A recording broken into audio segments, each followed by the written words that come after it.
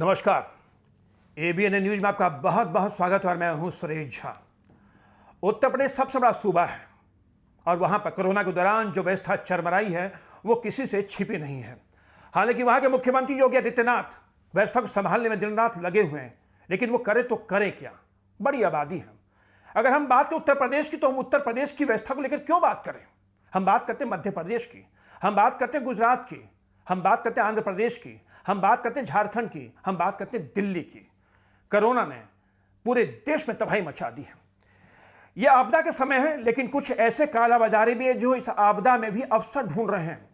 उत्तर प्रदेश में वही हाल है। ऑक्सीजन नहीं मिल पा रही है, दवाइयों की कालाबाजारी हो रही, इंजेक्शन की कालाबाजारी हो रही है। सरकार करे तो करे क्या। ऐसे में कानून के एक छात्र ने जो वहां के हालात देखे हैं, वहां की जो स्थिति देखी है, उसको देखते हुए उसने इलाहाबाद हाई कोर्ट में मुख्य न्यायाधीश को एक लेटर पिटीशन भेजा था, जिसमें उसने कहा था कि मिलॉर्ड, उत्तर प्रदेश में व्यवस्था चरमरा गई है। उत्तर प्रदेश में कालाबाजारी को बोलबाला है। ऑक्सीजन महंगे महंगे दामों में बेचे जा रहे हैं, दवाइयां बेची जा रही है, इंजेक्शन बेचे जा रहे हैं। मिलॉर्ड, अब आप ही करें। सरकार क्या करेगी। सरकार इन पर लगाम लगाने की कोशिश कर रही है, लेकिन सरकार से कुछ नहीं हो पा रहा है। तो आज हमारा इसी पर एक खास प्रोग्राम है, व्यवस्था चरमराई, और हमारे साथ खास मेहमान हैं गाजियाबाद से उत्सव मिश्रा हैं, जो 3rd ईयर के स्टूडेंट हैं, जिन्होंने इलाहाबाद हाईकोर्ट के मुख्य न्यायाधीश को एक चिट्ठी लिखी थी, जिसे बाद में उसे याचिका के रूप में स्वीकार कर लिया गया। उत्सव मिश्रा हमारे साथ मौजूद है। उत्सव, आपका बहुत बहुत स्वागत है हमारे चैनल में। उत्सव, क्या कहोगे कि उत्तर प्रदेश में जो हालात जो बद से बदतर हुए हैं, जो कालाबाजारी को जो बोलबाला है, क्या कहेंगे कि सरकार के हाथ से बात निकल चुकी है। धन्यवाद मुझे इनवाइट करने के लिए। आज जब पूरा देश इस वैश्विक महामारी कोविड-19 से जूझ रहा है, उस दौरान बहुत ही अधिक मात्रा में जीवन रक्षक उपकरण जैसे ऑक्सीजन सिलेंडर, ऑक्सीमीटर, दवाइयां जैसे रेमडेसिविर, टोसिलिजुमैब, इनकी ब्लैक मार्केटिंग और अवैध होर्डिंग अपने चरम पे आ गई है। जो ऑक्सीजन सिलेंडर 800 रुपए में उपलब्ध था, आज वो 1 से 1.5 लाख रुपए में मिल रहा है। रेमडेसिविर, जिसकी मैक्सिमम सेलिंग प्राइस 2800 रुपए है, वो 75,000 से 1 लाख तक में मिल रही है। राज्य के अधिकांश अस्पतालों में आरटी-पीसीआर पॉजिटिव रिपोर्ट अस्पताल में भर्ती होने के लिए अनिवार्य आवश्यकता है, और केसेस के अचानक स्पाइक होने के कारण टेस्टिंग लैब्स पे एडिशनल बर्डन आ गया है और आरटी-पीसीआर जांच में 4 से 5 दिन लग रहे हैं। भले ही वे गंभीर लक्षण हों या हल्के हों, बिना आरटी-पीसीआर रिपोर्ट के अस्पताल रोगियों को स्वीकार नहीं करते।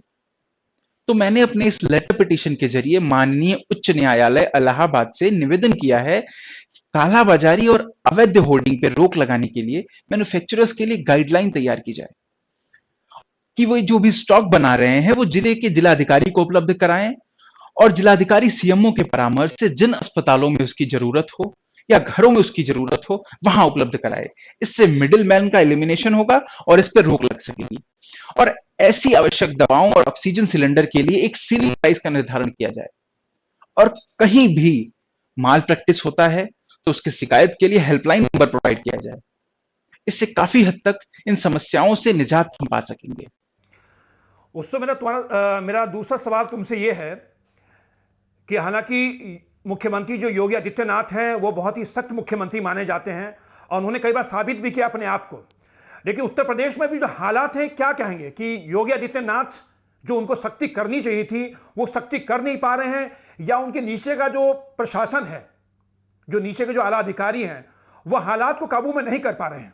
उत्तर प्रदेश में जो भी मुख्यमंत्री माननीय योगी आदित्यनाथ जी जनता को पोर्ट्रे करने की कोशिश कर रहे हैं, और जमीनी हकीकत जो है उसमें जमीन आसमान का फर्क है। उत्तर प्रदेश की जनता की हालत बहुत ही भयावह है। इस बीमारी का डर जो है वो है, साथ में गवर्नमेंटल मिसमैनेजमेंट जो हो रहा है उससे लोगों में भय बहुत ज्यादा हो गया है। सीएम क्लेम करते हैं कि ऑक्सीजन की कोई कमी नहीं है, और दूसरी तरफ लखनऊ हो चाहे वाराणसी हो, वहां के अस्पतालों के बाहर नोटिस लगा हुआ है कि हमें सप्लायर से ऑक्सीजन नहीं मिल पा रहा है। ऐसे में मरीज के परिजनों से अनुरोध है कि उन्हें दूसरे अस्पताल में ले जाएं। तमाम न्यूज चैनल और न्यूज आर्टिकल द्वारा जो रिपोर्ट प्रकाशित की जा रही हैं, उससे साफ तौर पर समझ आ रहा है कि हालत बहुत ही भयावह है और बद से बदतर होते जा रहे हैं। और तो और क्रेमेशन ग्राउंड पे कार्यरत कार्मिकों से लिए गए इंटरव्यू से ये पता चलता है कि राज्य में आम तौर पर होने वाली डेथ और अभी के डेथ में कितना फर्क है। और ऐसा ही रहा, कोई कठोर कदम नहीं उठते तो उत्तर प्रदेश को देश का अगला हॉटस्पॉट बनने में ज्यादा समय नहीं है। इन्हीं कारणों से मैंने उच्च न्यायालय को लेटर पिटीशन के जरिए सारी समस्याओं से अवगत कराते हुए जरूरी गाइडलाइंस और ऑर्डर पास करने के लिए निवेदन किया है। चलिए, सब सही कहा आपने कि जो आज जो हालात हैं उसके लिए जितने दोषी शासन प्रशासन है, उससे कहीं ज़्यादा दोषी वो आम लोग भी हैं जो इस आपदा में भी अवसर को ढूंढ रहे हैं। और बहुत बड़ी ताज्जुब की बात है कि आप थर्ड ईयर के स्टूडेंट हैं उत्सव, और आपके दिल में पीड़ा जगी और आपने अपनी पीड़ा को व्यक्त करने के लिए जो आपने एक तरीका ढूंढा वो बहुत ही काबिल तारीफ है। क्योंकि हर कोई चाहता कि अच्छा उसको शासन मिले, लेकिन उसकी जिम्मेदारी किसकी? अकेले सरकार की जिम्मेदारी नहीं होती है, उसमें जिम्मेदारी आम लोगों की भी भागीदारी बहुत ज़्यादा होती है। लेकिन आम आदमी जब अपने कर्तव्य से विमुख हो जाता है तो कहीं ना कहीं एक शासन जो प्रशासन जो होता है, एक व्यवस्था जो होती है वो चरमरा जाती है। चलिए, आपका बहुत बहुत धन्यवाद कि आप हमारे चैनल के साथ जुड़े और आपने अपनी बात रखी। बहुत बहुत धन्यवाद। नमस्कार। तो ये थे उत्सव मिश्रा जो गाजियाबाद से हमारे साथ जुड़े हुए थे, और ये थर्ड ईयर के स्टूडेंट हैं लॉ के और शारदा यूनिवर्सिटी में पढ़ते हैं। इन्होंने उत्तर प्रदेश में जो हालात हैं, जो वहाँ के जो कालाबाजारी हो रही है दवाइयों की, यानी तमाम जो कुव्यवस्था है, उसको लेकर उन्होंने जो है इलाहाबाद हाईकोर्ट के मुख्य न्यायाधीश को एक लेटर पिटीशन लिखी थी, जिस पिटीशन को स्वीकार कर लिया गया और उस पर आज जो है सुनवाई हुई है। और सुनवाई के दौरान हाईकोर्ट के मुख्य न्यायाधीश ने सरकार के तमाम खामियों को उजागर जो किया गया है उस चिट्ठी में, उसमें सरकार को 2 दिन का समय दिया है कि जो जो बातें इस चिट्ठी में दी गई हैं, जो लिखी गई हैं, उनको आप दुरुस्त करो, एक अच्छा माहौल दो। हमारे देश में अगर हम किसी को ऑक्सीजन नहीं दे पा रहे तो इससे शर्म की बात क्या होगी? तो 2 दिन का समय दिया है इलाहाबाद हाई कोर्ट ने, तो 2 दिन के अंदर देखते हैं कितने हालात सुधरते हैं। लेकिन कहीं ना कहीं आज हालात जो देश में बने हैं उसके लिए हमें एक बार सोचना पड़ेगा। तो ये था हमारा खास प्रोग्राम चरमराई व्यवस्था। आपको कैसा लगा हमें जो बताइएगा। नमस्कार।